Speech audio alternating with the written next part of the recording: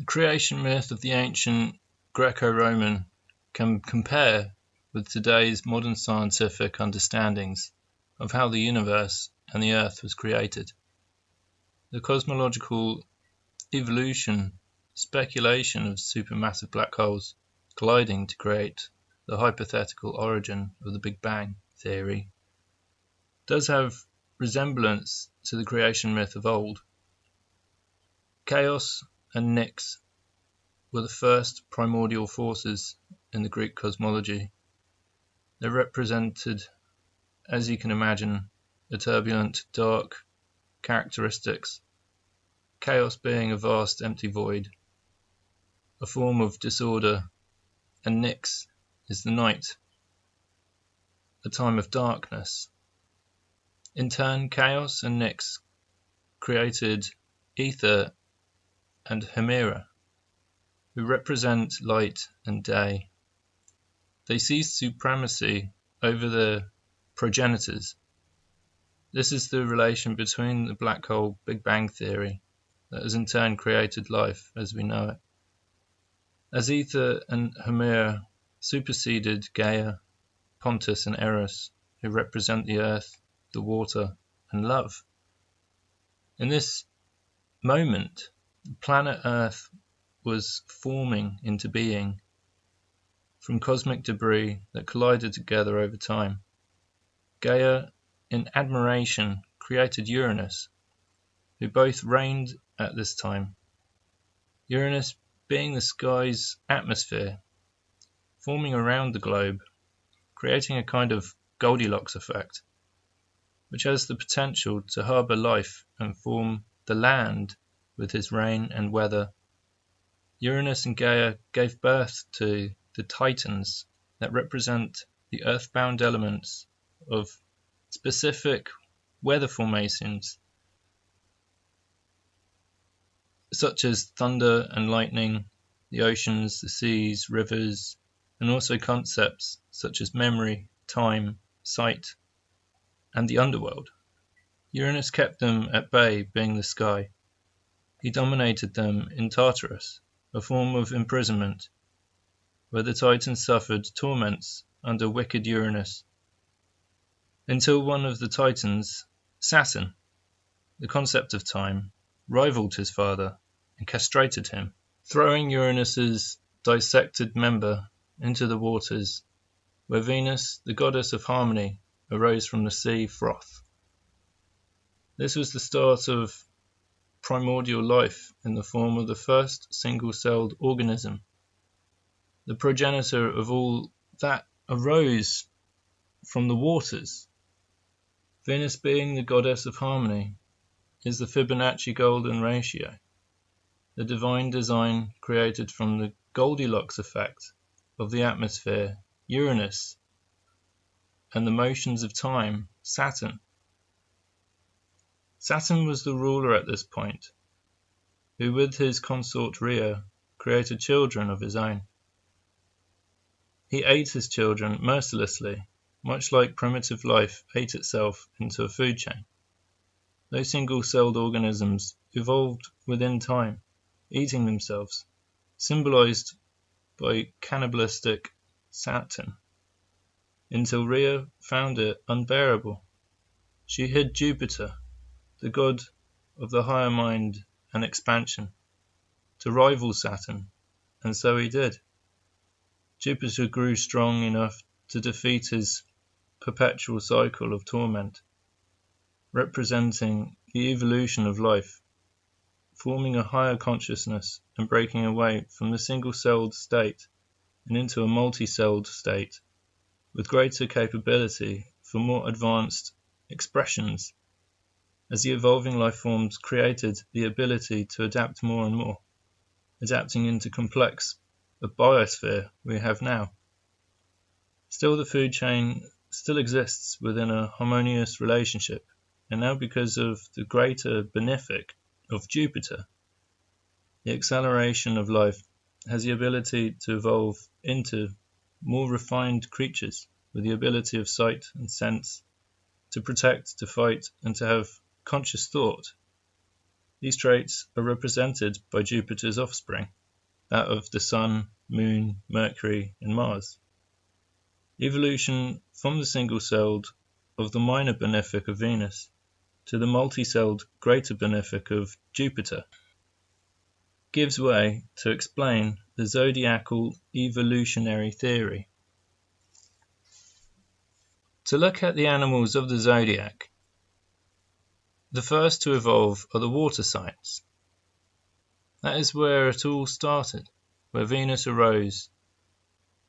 The oldest is Pisces, the fish, which evolved around 535 million years ago in the form of the Pikaia, thought to be closely related to all vertebrates, comparable to the lancelet, and swam much like an eel. The first crustacean came into being around 500 million years ago as the Canodaspis, an arthropod, where the Cancerian crab and the scorpionic scorpio can both call their original ancestor. They were the first to walk on the land from the water. The fire signs have some of the next oldest animals in the zodiac, with Sagittarius, the first horse, being 55 to 58 million years old. The Eohippus evolved into the equine horse we know today. It was 15 million years ago until the first proper hoof was formed out of the Eohippus. The first feline to represent the sign of Leo came into existence 50 to 30 million years ago in the form of the Asiatic linsang.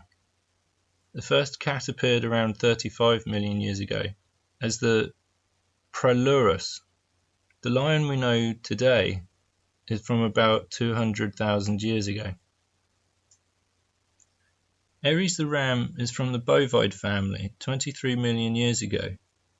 The Eotragus being the earliest known bovide, who shares the same ancestry to the Capricornian goat.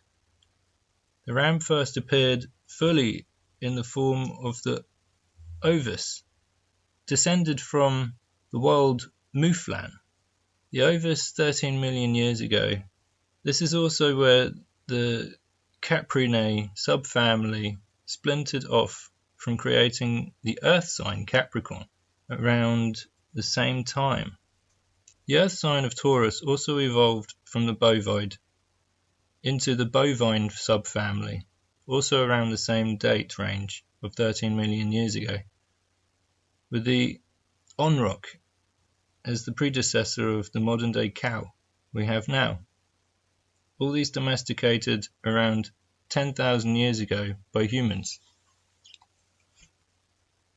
Which brings us to the last earth sign of Virgo, the Maiden. The first primate evolved 65 million years ago, but technically the hominid evolved much later, around 6 million years ago. Homo sapiens emerged only 200 to 300,000 years ago. This can be said the same about the air signs, who are dominantly Homo sapien, with the exception of Libra. Gemini are humans, so is Aquarius.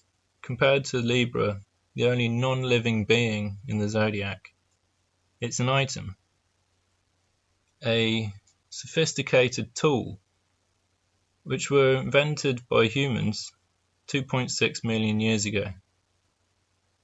The social air signs represent the evolution of humanity, as young twins of Gemini evolved to make tools in the sign of Libra, and then fully advance in the sign of Aquarius, the perfected man, to the debatable point that Aquarius is at the stage we are right now in our evolution. How the tools we have acquired have advanced so much that we become a different species altogether. With technological advancement, we have the ability to become transhuman and able to genetically alter our evolutionary process by ourselves without the aid of some natural order from our own will alone as an advanced species that reaches out to the stars in the chance to join the rest of the galactic life forms who have already evolved out of their own planet sphere with high-tech spacecraft and the like. To see the Zodiac as one big family, as it truly is, the single-celled organism we can all call our great-grandmother, who gave birth to all Earthlings. All the animals and life forms are related to each other as cousins from a single family tree. This proves that we are all still working out the Piscean karma of the fish born 500 million years ago, because it is the thing of family karma. That can be said the same about all the other animals of the zodiac, and we do share the karmic implication of technology, symbolized by the inanimate object of Libra, and how that technology is karmically implicated in the sign of Aquarius. On the subject of evolution, I cannot leave out the concept of extraterrestrial intervention of the past, and how the human species does have a problematic situation of missing link. I have reason to speculate the Earthlings originally growing out of the planets have been interfered with long ago by travellers from other worlds. This is shown by the astrological polarities of Gemini and Sagittarius. Gemini being the first humanid air sign, symbolized by the infantile twins, have the rulership of the planet Mercury. It rules over mundane siblings and the local neighborhood. Sagittarius is the opposite being, symbolized by a centaur, who is ruled by planet Jupiter. It has rulership over long-distance travel and foreigners. As the signs from Aries to Libra are all rather simple and reliable, Sagittarius is out of place, being a mythological creature, being a man with the body of a horse. Even in the name of the sage, has connotations of being otherworldly in not just appearance, but in name as well. The long-distance traveller in mind and in physicality allows accountability within the zodiac for an extraterrestrial presence amongst the mere earthling creatures. That can also be said from the sign that follows Sagittarius, the sign of Capricorn, the mer-goat. The sign of Capricorn has rulership over authority and government. The hearsay of ruling bloodlines being from non-terrestrial origins are symbolized by the mythical otherworldly creature of the half-goat, half-fish, similar to the centaur that precedes it. As I mentioned earlier about the family karma we all share with the earthling family, to have the complexing situation of having ancestral roots that originate from an entirely different planet leaves this idea of family karma in a very unhealthy state. In the fact that we are related to extraterrestrials that have left us to deal with abandonment issues will create deep anxieties.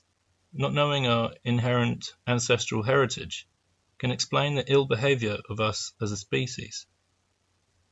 What can rectify this damage done in this respect can only be healed with closure of some kind. Maybe when we evolve into the Aquarian perfection and start exploring outer space, make contact with other galactic beings who know more about our past, to get over the painful feeling of neglect. Does this explain why the Earth is being destroyed in the way it is? Is it because we don't find solace here, like we don't belong from here, and have an urge to create rocket ships and fly away to somewhere we can call home? Maybe I don't speak for all of us, but those who carry the extraterrestrial blood may be the Rh negative type, as it is not related to the rhesus monkey, which is in less than 15% of the population. You could question the destructive nature of creating advanced technology by turning oil into plastic and mining minerals from the earth as a natural process in itself, as if the planet's own evolution is much like a flower producing seeds, and withers and wilts much like flowers do in a process of seeding. We are those seeds destined to scatter ourselves into the galaxy as if it were a giant cosmic wilder, in order to find new fertile lands and grow anew, very much like plants do.